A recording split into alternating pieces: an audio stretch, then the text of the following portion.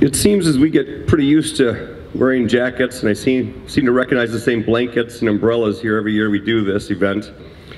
The one thing that makes this slightly different for us this year is for the Sheriff's Department, we're adding a new name.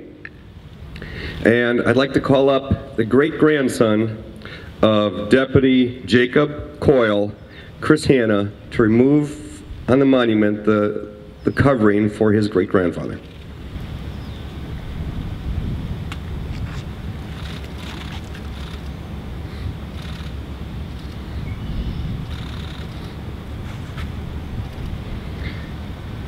This is a name that we missed from this monument. It happened many years ago. And I'd like to read the actual article from the Kenosha Evening News dated June 12th, 1922. The headline read, "Skull crashed by force of fall. Hurled to death when the automobile in which he and 3 others were riding skidded and turned turtle.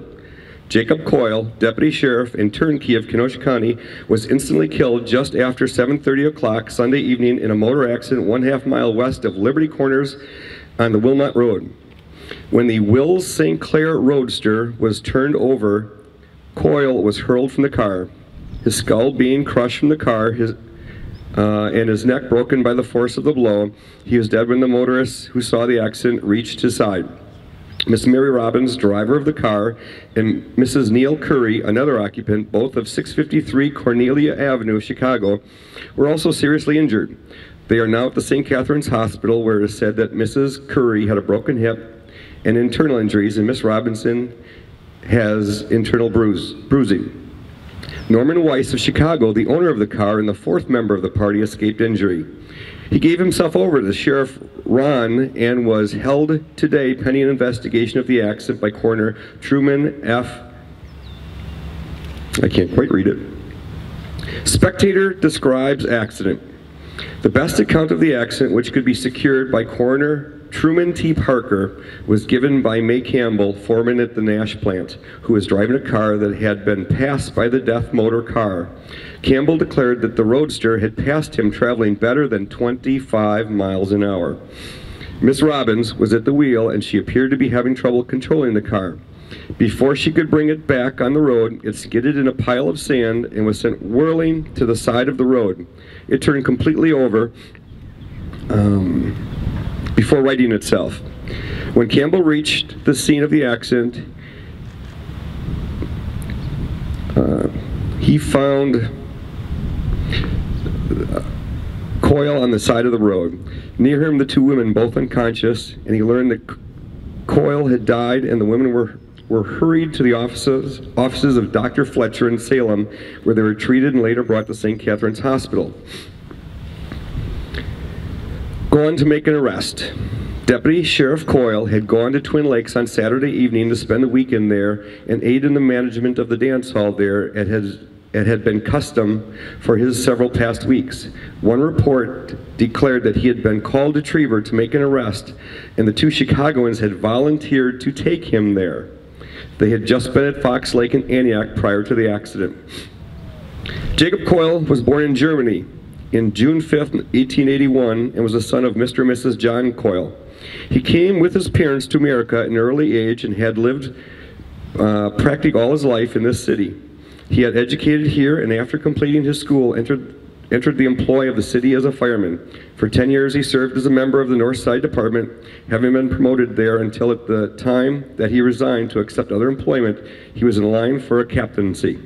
He left the fire department in 1917 to accept a position at the McWhite Company, where he was employed until he was named Deputy Sheriff and Turnkey by Sheriff Ron. In all of these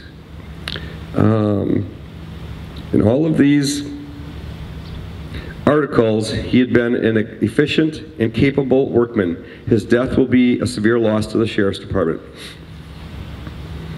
So somehow, we didn't know about Jacob Coyle until a few months ago when his great-grandson brought it to our attention, and today he's been rightfully added to this as he was on his way with the assistance of 2 people that he knew to make an arrest. I want to point out a few things very quickly. Things have changed a little bit since 1922.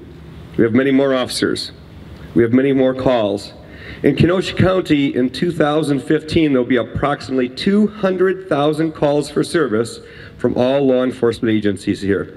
That's over 500 calls a day. If you break it down even more, that's 20 calls an hour that the officers and deputies take every single day here in Kenosha.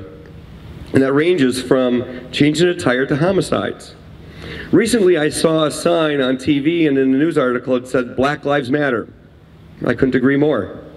All lives matter, of all races, not only here, but across this entire country. Every day, every peace officer in the United States wakes up and believes they're going to make someone's life better. And they do. Of the 200,000 calls just here in Kenosha, most of them will make someone's life better. Across this country, there's one simple message that I have. Follow the police officer's directions when you have contact with them. Don't run or cause a pursuit. Don't pull out a pipe, a gun, or fight with the peace officer. Never once do I remember a situation where I've heard of a peace officer walk up to a person that the person responded, "Good day, officer," and it ended up in anything that caused that person harm. I want to thank all the police officers and deputy sheriffs here in Kenosha County, across the state of Wisconsin, and throughout the United States for all you do every minute of the day. And a special thanks to the families and officers who've given their lives to protect others, and which was something they swore to do on the very first day they were handed a badge. Thank you for being here today.